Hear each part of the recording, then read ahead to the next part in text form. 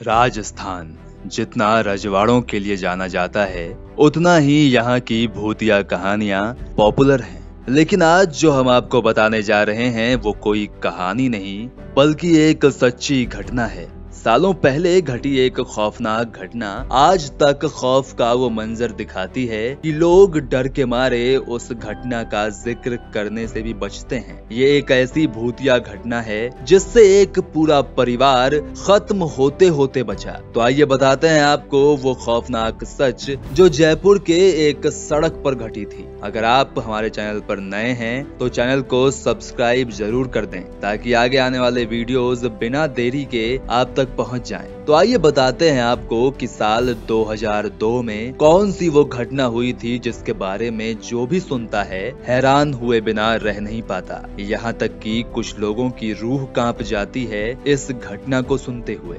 ये कहानी है एक साधारण से व्यक्ति भंवरलाल की। भंवरलाल का भरपूर परिवार था जिसमें उनकी पत्नी और उनके 6 बच्चे थे। उनके बड़े वाले लड़के की तो शादी भी हो गई थी और उसकी भी एक छोटी सी बच्ची थी, यानी भंवरलाल दादा भी बन गए थे। इसके अलावा भंवरलाल के भाई भी उन्हीं के पड़ोस में रहते थे और उनकी भी अपनी फैमिली थी। इस तरह से भंवरलाल का बहुत बड़ा परिवार था। कहते हैं कि अपनी जवानी में भंवरलाल जी ने एक मन्नत मांगी थी और उनकी वो मन्नत पूरी हो गई। बदले में भंवरलाल जी ने अपना वादा भी निभाया। दरअसल मन्नत के मुताबिक भंवरलाल ने गुजरात के एक मजार में जाकर वहां के पीर से कहा था कि अगर मेरी मांगी हुई चीज पूरी हो गई तो मैं हर साल आपके दरबार में आकर चादर चढ़ाऊंगा। अब जब भंवरलाल की मन्नत पूरी हो गई तो भंवरलाल हर साल उस दरगाह में जाकर चादर चढ़ाकर आते थे।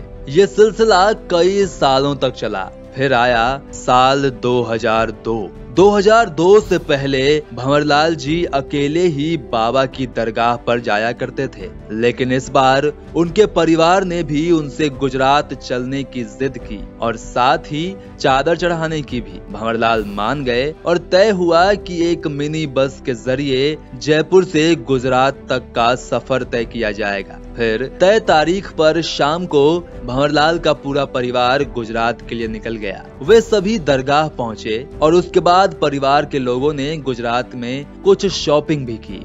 जब जयपुर लौटने को हुए तब भंवरलाल ने कहा कि क्यों न जाते हुए भी एक बार बाबा के दरगाह पर हो आया जाए। उसने घर की खुशहाली के लिए दुआ मांगकर घर चलेंगे। यही हुआ। वो सब मिनी बस में एक बार फिर दरगाह पर आए, दुआएं की और जब जाने को हुए तब एक अजीब घटना हुई। दरअसल दुआ करके निकलते समय सभी लोग आगे निकले और भंवरलाल सबसे पीछे थे। तभी उनके पैर में अचानक दर्द होने लगा। कुछ दूर चलने पर उनके पैर में कुछ मोच जैसा आ गया और वो झुककर अपने पैर को दबाने लगे। इतने में उनके कंधे पर उन्हें किसी का हाथ महसूस हुआ।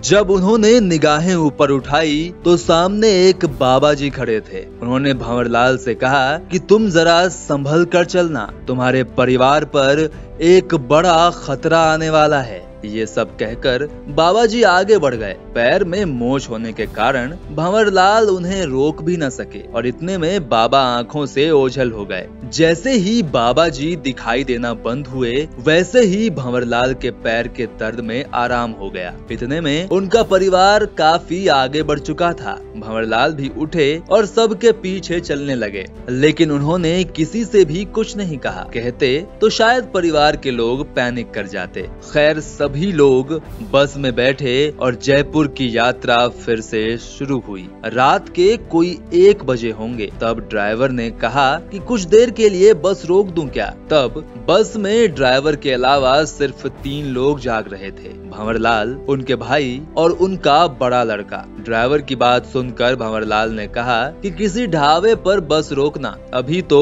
सब सो रहे हैं। थोड़े ही आगे जाने पर ढाबा दिखाई देता है। उस ढाबे पर बस रुकती है। भंवरलाल, उनका भाई, उनका बेटा और ड्राइवर उतरते हैं। बढ़िया चाय वाय पीकर वो सब बस की तरफ लौटते हैं तो देखते हैं कि सामने एक औरत खड़ी है। औरत लाल रंग के राजस्थानी पोशाक में थी। वो उस बस की खिड़की से सभी सोए हुए लोगों को झांक रही थी। ये देखकर भंवरलाल ने आवाज लगाया, आप कौन हैं और बस के अंदर ऐसे क्यों झांक रही हैं? तब उस औरत ने कहा कि मुझे पास के ही गांव में जाना है, क्या आप मुझे छोड़ देंगे? भंवरलाल ने कहा कि बस में जगह नहीं है, जितने लोग हैं उतनी ही सीट है। इस पर उस औरत का मुंह उतर गया। उसके बाद वो भंवरलाल के भाई और उनके बेटे की तरफ बढ़ी और रोते हुए उनसे लिफ्ट लेने की रिक्वेस्ट करने लगी। लेकिन इस बात से भंवरलाल के बड़े लड़के को बड़ी चिढ़ हुई। उसने कहा कि जब पिताजी ने तुम्हें एक बार मना कर दिया है तो क्यों जिद कर रही हो, निकलो यहाँ से। ये सुनकर वो औरत रोते हुए वहाँ से निकल गई। इसके बाद भंवरलाल बस में बैठे और बस आगे बढ़ गई। बस अभी कोई 4-5 किलोमीटर ही आगे आई होगी कि बस के सामने ड्राइवर को वही औरत खड़ी दिखाई दी जो उन्हें ढाबे पर मिली थी। ड्राइवर के पास ही भंवरलाल भी बैठे थे। उन्होंने भी सुर्ख लाल रंग में रंगे उस औरत को देखा।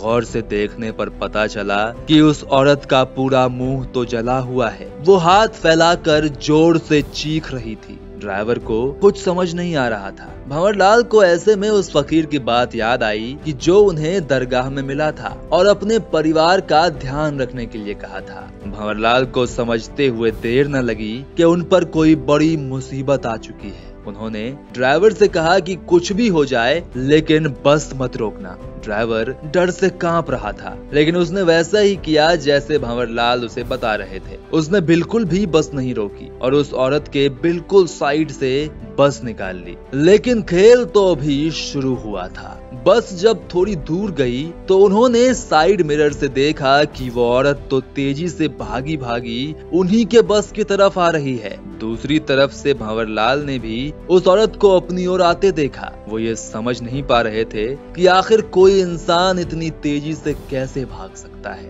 देखते ही देखते वो औरत बस के करीब आ गई और उसने बस के पीछे एक हाथ मारा, जिससे पूरी बस हिल गई और बस का बैलेंस बिगड़ते बिगड़ते बचा। लेकिन वो आवाज इतनी तेज और खौफनाक थी कि बस के सभी लोग उठ बैठे। उन्हें समझ ही नहीं आ रहा था कि आखिर हो क्या रहा है। इस बारे में भंवरलाल और ड्राइवर के अलावा भंवरलाल के भाई और उनके बेटे को ही पता था। इतने में उन्होंने देखा कि सड़क के बीचों बीच कई पत्थर रखे हुए हैं, जैसे कोई जानबूझकर उनका रास्ता रोकने की कोशिश कर रहा हो। ड्राइवर को अब कुछ समझ नहीं आ रहा था। ऐसे में भंवरलाल ने कहा कि चाहे कुछ भी हो जाए लेकिन गाड़ी मत रोकना। ड्राइवर ने कहा कि ऐसे में बस पत्थरों के ऊपर से ले गए तो बस के पलटने का खतरा है। लेकिन भंवरलाल ने कहा कि अगर रोक दिया तो बिल्कुल नहीं बचेंगे, बस पलटने से शायद